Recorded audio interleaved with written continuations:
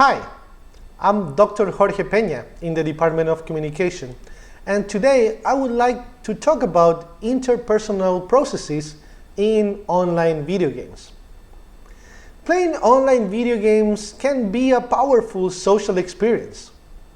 Playing online games often requires competing against other players, but also entails cooperating with players in the same team.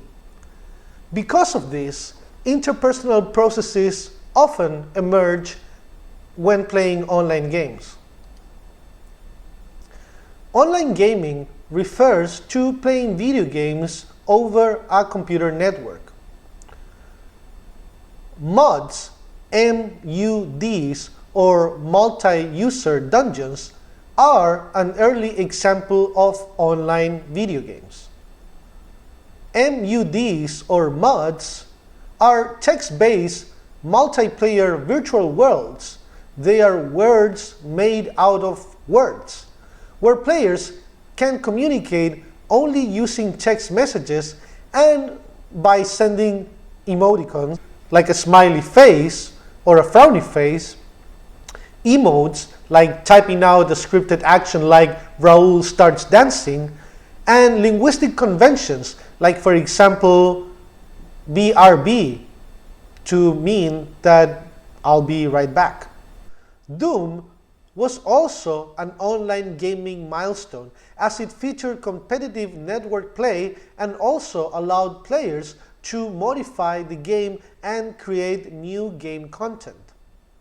This facilitated the rise of communities of network players that would meet up in LAN parties and play against each other, but also the rise of network communities of gamers that were dedicated to modifying the game and create new maps.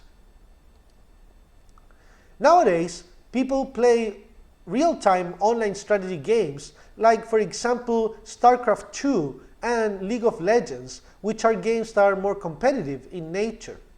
People also play massive multiplayer online games or MMOs that feature a large graphical virtual world that is populated by players' avatars or characters that self-represent the user graphically as having some sort of elf body or an orc body.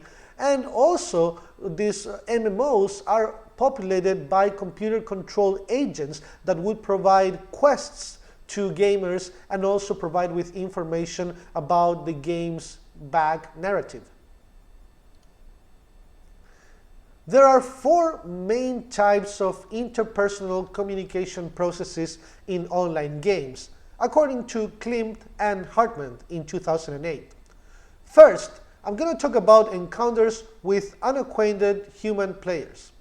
Then, I want to talk about intergroup communication among players that are organized in stable groups or clans. Third, I will talk about communication in existing social units within a game's main narrative, like, for example, people belonging to the elf or the orc faction, or people communicating as if they were part of the video game's version of NATO. Finally, I will talk about how online game interactions occur among people in pre-existing relationships, like, for example, playing online games with family members or friends or romantic partners.